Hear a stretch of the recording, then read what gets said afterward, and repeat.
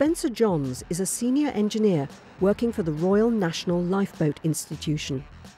He's a member of a team responsible for keeping the fleet of lifeboats up and running. We're following Spencer during a typical working day to find out just how important life skills, numeracy, literacy and ICT are in his work. And you'll have the opportunity to go online and develop similar skills for yourself. Look out for the web address later in the programme.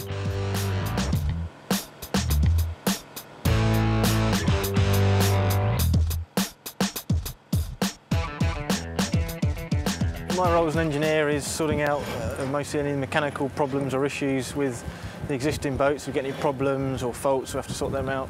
And also developing and designing new systems and equipment for the new boats for the future.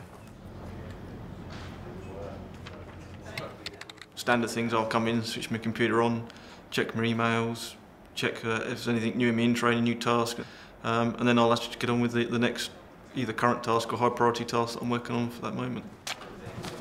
Morning, Spence. Right, cheers. Tasks will be delivered to me in tray. I'll check the priority on them, and then if it's obviously urgent, I'll have to move to that task straight away, and then if not, I'll put it with the other tasks and make sure I work on it when I've got time.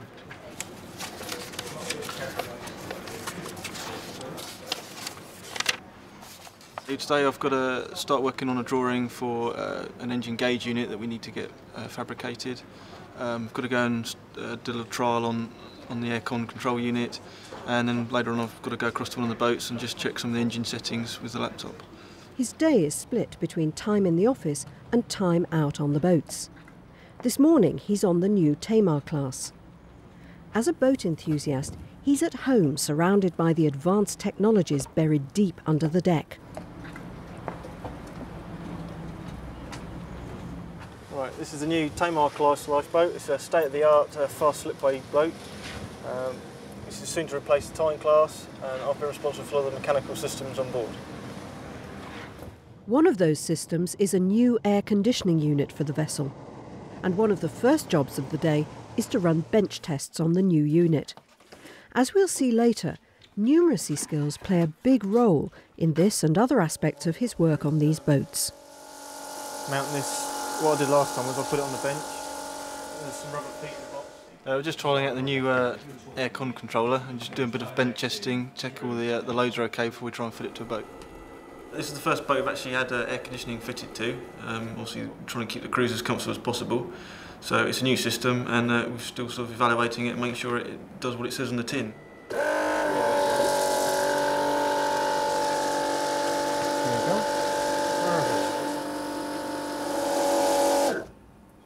Yeah, it's looking really good. It all seems to be working as it should do, so hopefully once we've proved it for a few hours on the bench, we can go to the next stage of fitting it to a boat.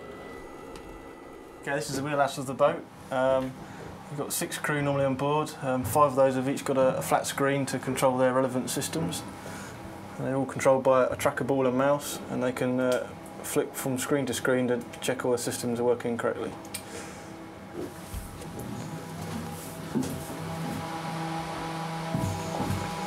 Okay, what we've got down here is the survivor space. This is where anyone would go who gets rescued by the lifeboat. Okay, so this is the nerve centre of the boat. These are the computers that run all the systems on board. And through we've got the tank space.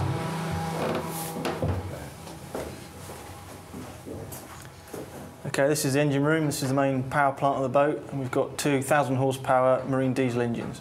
The engine will produce huge amounts of data on fuel consumption and speed, and it's data that Spencer needs for a particular project on the Tamar class he's working on. Okay, what we're doing now is just going to fire the engine up and double check with the diagnostics, make sure the idle speed's been set correctly before the boat goes away to station.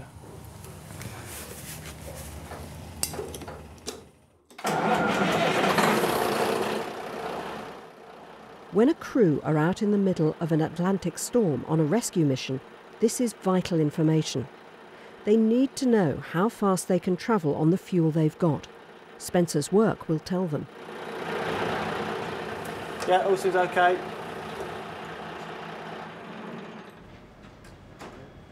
Back in his office, he begins to process the data from the engine. Okay, this is a fuel curve I'm producing for the Tamar class lifeboat. This enables the crew to work out how much fuel they're burning and how long they can run for on a full set of tanks. And this is really a backup to the electronic fuel gauges they've got on board. Okay, what I've got here is basic data from some trials run on one of the boats, which gives me the fuel burn for those engines. So what we'll do is do a couple of runs of the boat. We'll measure the fuel burn for the port engine, fuel burn for the starboard engine. We'll take an average of that. Then we'll do the same for a second run in the opposite direction. Again, measuring the fuel burn for the port engine and starboard engine. Take another average. We'll put those two together and get an average engine burn of fuel. We'll then times that by 2, so we've got 2 engines in the boat, and that'll give us an average of fuel burn at that speed for that boat. And then we'll do that for each speed we operate the boat at, which then gives us the data to draw the fuel curve.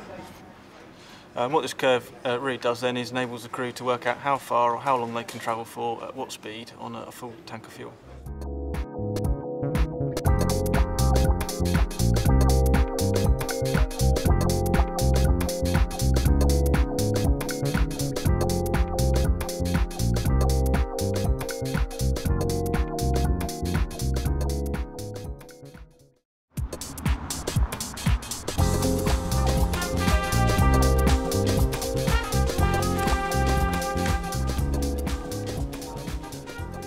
Mid-morning, and Spencer's on to his next job for the day.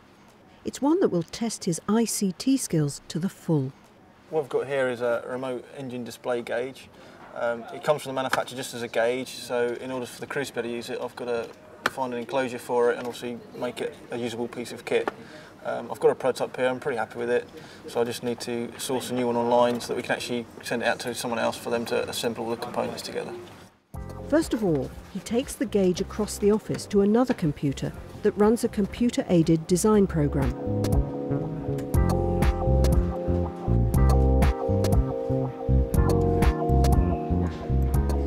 Once he's created the 3D model, it's back to his own workstation to start looking for a supplier.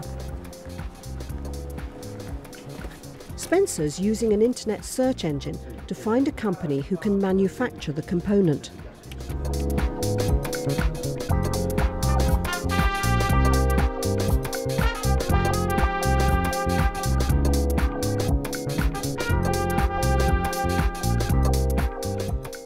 Once I've sourced an enclosure for it and I'm happy with the whole package, what I then do is produce a CAD drawing for it, computer design, an assembly drawing, and we can send the whole lot out to an outside company and they can actually make it and put it all together for us.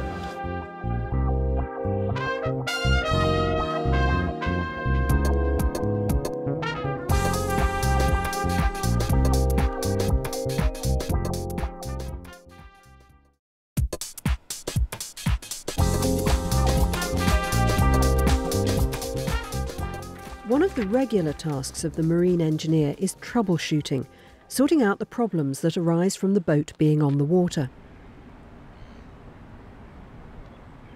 The problems come to him as defect reports. One of my roles is to deal with defect reports. Defect reports generated if the crew's experience a failure of some particular item on the boat. It could be anything from the windscreen wiper to the engine. They'll fill in what happened, they'll send the form in to us, and then once that comes through to me, it'd be my job to investigate what happened, how it happened, and then what we can do to fix it and prevent it happening in the future. To us, this might look like a collection of junk, but for Spencer, these bits and pieces are a really neat aide-memoire. Some of these bits, these are past projects, little bits left over. This was a switch I developed so that we could mount it onto a ball valve like this and tells the operators when the valve's open or closed. Got things like this where we had corrosion problems, so the fittings are rotting out. Got items like injector rocker arms where they failed and we had to discuss this with the manufacturer and get a modification put into place. Got a hydraulic coupling for the air conditioning pump we had to sort out and get the right size machined into it. There is a bit of technical merit to it, is that it can be a bit of a memory aid if you get a similar problem, and you can sort of have a look at this and remember what you solved with that problem. One of my favourite little projects was a little salvage pump for the Atlantic 75 class lifeboat. It's just a little pump in a box basically. You never hear any complaints about it, which usually means it's a good thing and everyone likes it. So.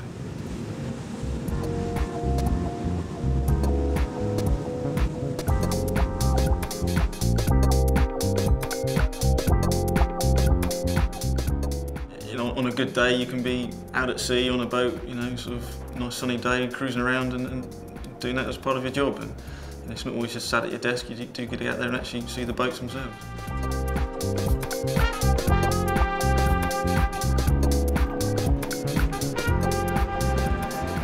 This is the Lifeboat Maintenance Centre. The boats you see here are stored here for relief duty, or they're either here on passage to station.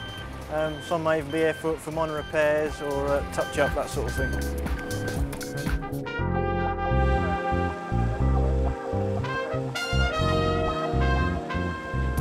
We get requests for new pieces of kit in from operations. They want something else on the boat. Yeah, okay, once we've understood what the problem is, we'll look at finding a part to solve that. If we can't buy it from another company, then we'll have to design it ourselves using CAD.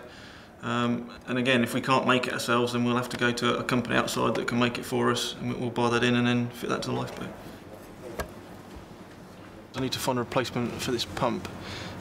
This is off-the-shelf item and it's not really suitable for what we need. So I've done some market research and I've contacted some other companies, and they're now coming back to me with their recommendations and telling me which pump they think is most suitable. I'm not entirely convinced by the information, so I need to check their specifications and the details of the pump, compare that with what we actually need and what our requirements are, and see if it will actually do what we wanted to do. Spencer has received lots of emails from different suppliers, all claiming to have the right product for the job.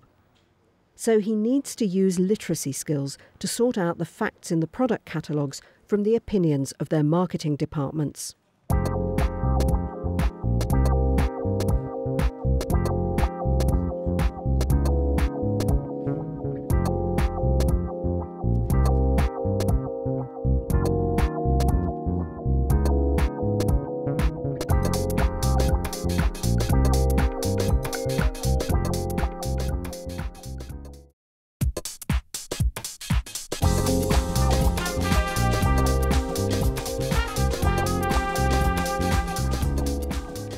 Based on people in this office, there's a lot of routes into engineering.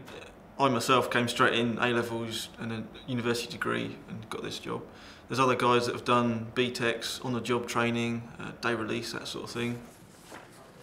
Me personally, I've always been interested in boats, and this is why this job's so good for me. It's why I enjoy it so much. It's a personal interest as well as just general engineering. The skills involved in my job are, firstly, you've got to be a very good communicator. You have to deal with a lot of people, colleagues. You have to work well with others. You've got to have good common sense. You've got to sort of know what you're doing and not make silly mistakes and be safe. And also a good sort of understanding of engineering generally, engines and how they work, and be able to sort of be a bit hands-on and quite practical. Well, my next step is obviously I'm working towards my chartered engineer. I'd like to work up to maybe principal here or into some sort of management role.